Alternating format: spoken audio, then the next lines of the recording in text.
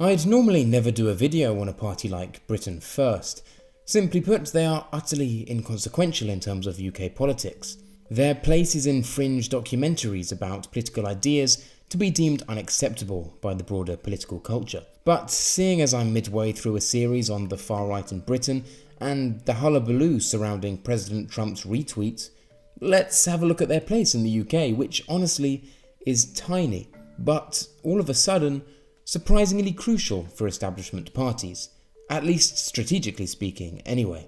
As anyone that has kept abreast of my current series on UK politics will know, the far right in the UK has never done particularly well electorally. However, that is not to say it has never had notable blips of success, the most recent of which were had by the British National Party under Nick Griffin. Prior to Griffin, the British far right largely eschewed electoral politics, seeing it as an ultimately futile and empty gesture. After all, power, according to them, was probably better sought through extra-parliamentary means.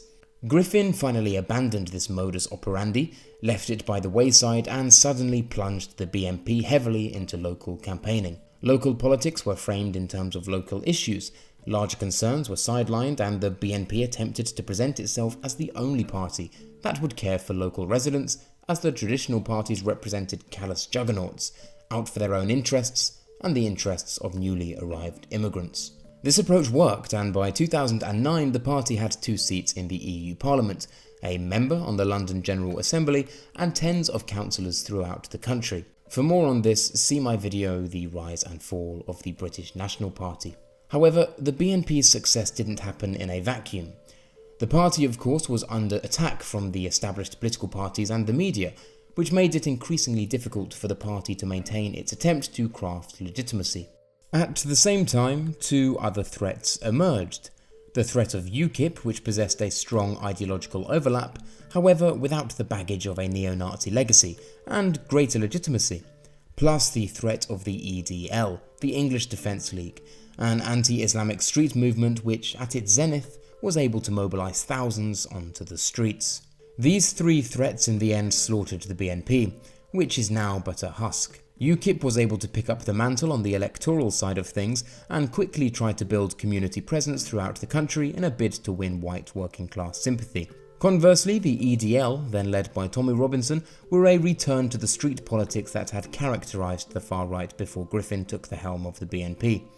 Should note that officially the group had always rejected the term far right, and Robinson was quick to denounce members who conflated Islam with race. That said, protests of thousands attract all sorts, and it became impossible to police who attended.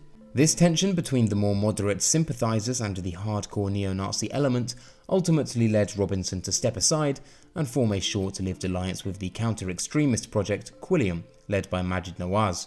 The EDL rapidly declined in support as a result. This happened in 2013. This meant that post-2010, during the decline of the BNP, there was a sort of nationalist vacuum. UKIP proscribed ex-BNP members from joining the party, wanting nothing to do with them. They were a liability, and UKIP was deeply concerned about maintaining a clean image. The EDL wasn't ideological enough and placed no currency on electioneering, seeing itself more as a pressure group. Thus, a swathe of former party activists had nowhere to go.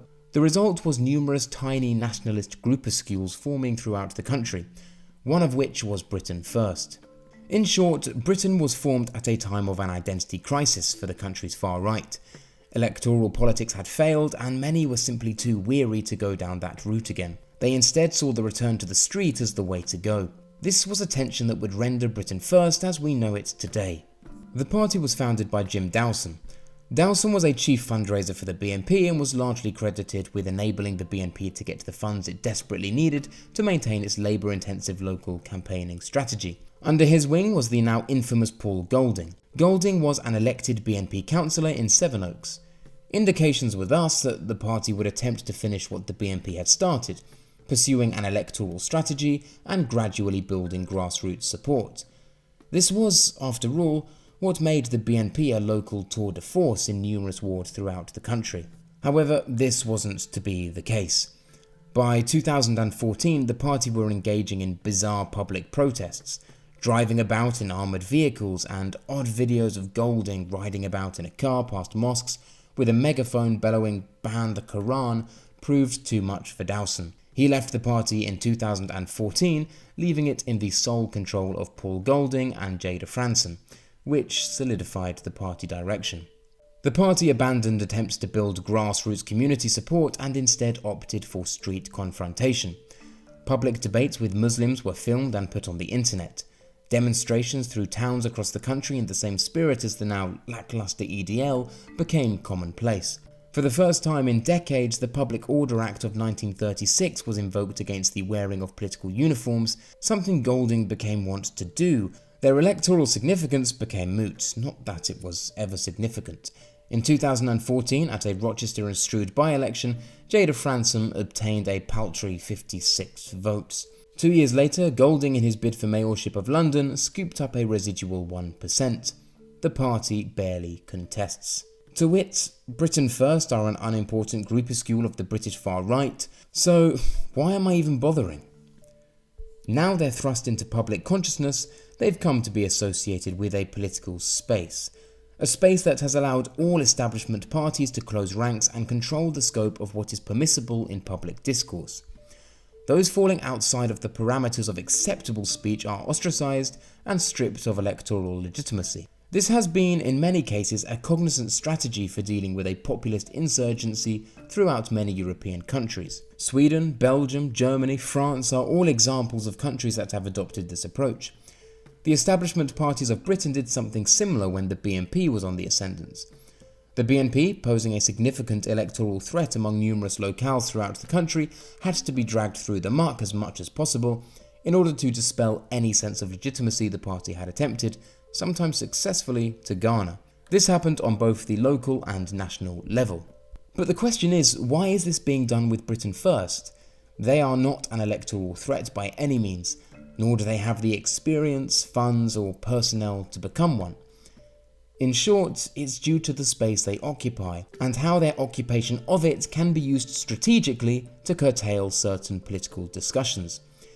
The issue of Islam is a pressing one for many in Britain. However, there has not been a political party with any credibility available to the electorate, apart from the BNP for a brief period and more recently UKIP.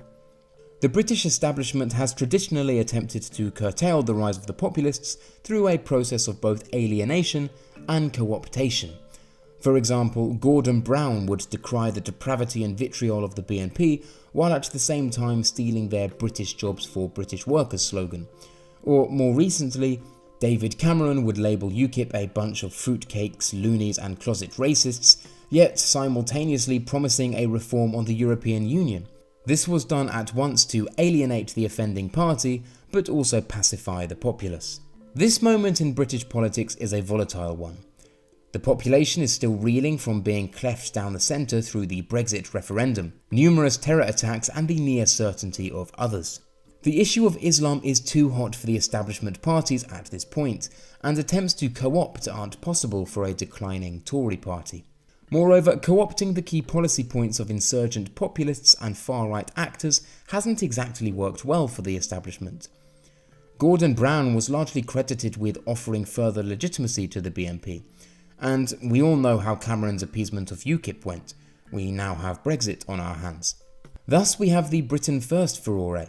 If the establishment are successfully able to conflate criticism of certain aspects of Islam or mass immigration with Britain First, then they necessarily alienate the majority of the population from ever voicing or mobilising under the rubric of this concern. They make criticising Islam something dirty, something untouchable, even unspeakable.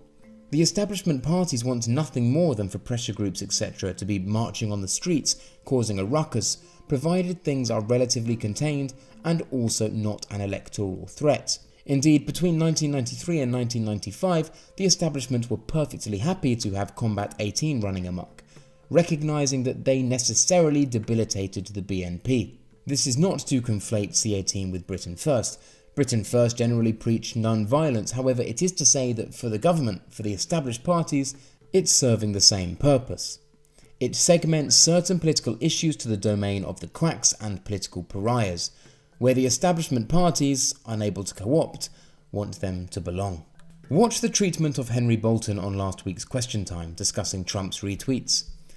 He attempts to use it as a segue into talking about concerns many have with Islam and is immediately lampooned.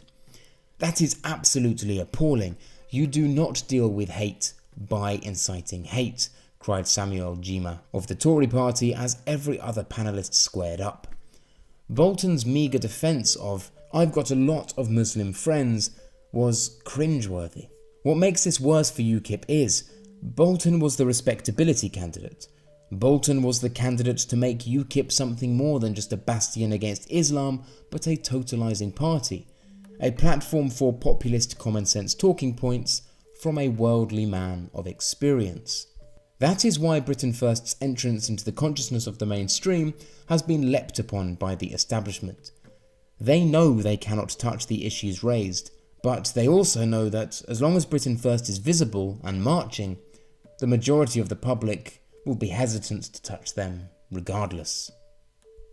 Thanks a lot for watching this video. If you liked the video, don't forget to click like and please subscribe if you haven't already. If you didn't, click dislike, leave a comment and tell me where I went wrong. As always, huge thank you to all of my Patreons. It's thanks to you guys that these videos are regular. If it's within your means to do so and you like what I do, please do consider becoming a patron yourself. Anyway, as always guys, thanks a lot and until next time.